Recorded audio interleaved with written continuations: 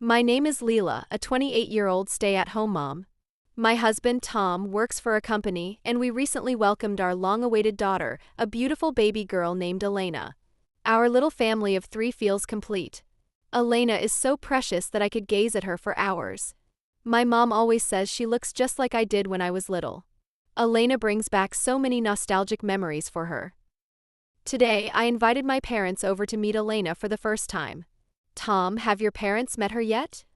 I asked while we were having breakfast. Tom paused before answering, no, they haven't. My parents aren't fond of children. They only had me because society expected it, and they've always made it clear they didn't want more. They aren't interested in meeting Elena either. When I told them about her, they told me not to bring her around until she's grown. Can you believe that? I was shocked. That's hard to believe. I've met your parents a few times and they didn't seem like that. Can anyone really dislike children so much that they wouldn't want to see their own grandchild? I'll send them a picture, Tom said with a sigh. Maybe that will change their minds. I'll keep trying to convince them. True to his word, Tom sent his parents a photo of Elena, but their response was lukewarm at best. As the months passed, Tom kept trying to convince them, but there was no change. It's been nearly 10 months since Elena was born, I said one evening. Have your parents changed their minds? Tom shook his head sadly. No, they're still against meeting her. I've tried everything, but they just won't budge. I feel like a bad dad for not being able to get them to meet her. I took his hand in mine. Tom, you're not a bad dad. Elena and I see how hard you're trying and we love you for it. Right, Elena? I smiled at our baby who was peacefully napping in her crib. Thanks, Leela, he said softly. I'll keep trying.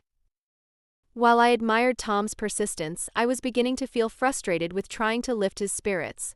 If his parents didn't want to meet Elena, I was ready to move on. But I didn't have the heart to tell him that, knowing how much it meant to him. And what if Elena asked one day why she never met her grandparents? How could I explain their indifference? As Elena's first birthday neared, something unexpected happened, a phone call from my in-laws. Leela, it's been a while, Tom's mother began. Yes, it has, I replied. What are we waiting for? Tom asked, oblivious to what was coming. At that moment, the doorbell rang. I opened the door to find Tom's parents standing there. Mom?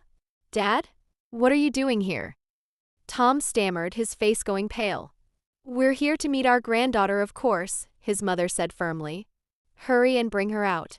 But first, we need to wash our hands. Where's the bathroom? Tom looked flustered, clearly caught off guard.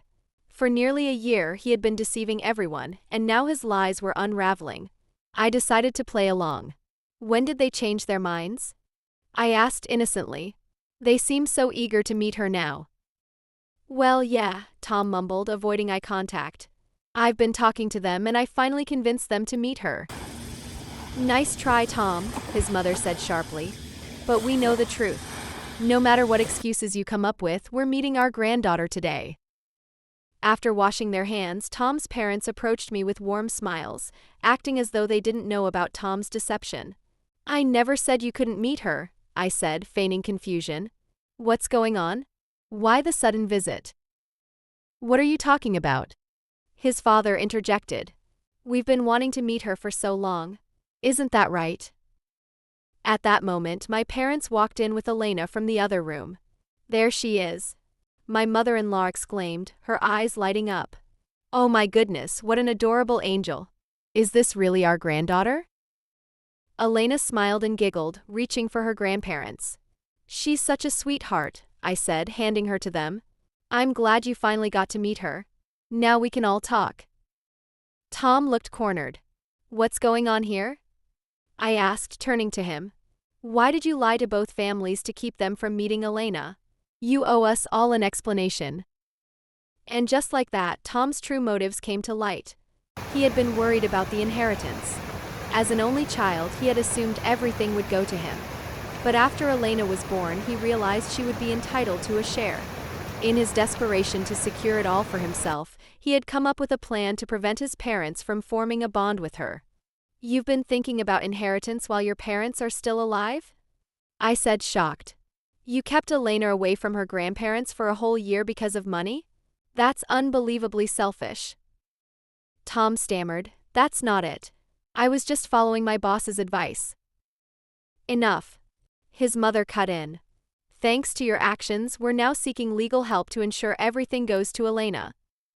And while you're at it," I added, "don't forget to sign the divorce papers."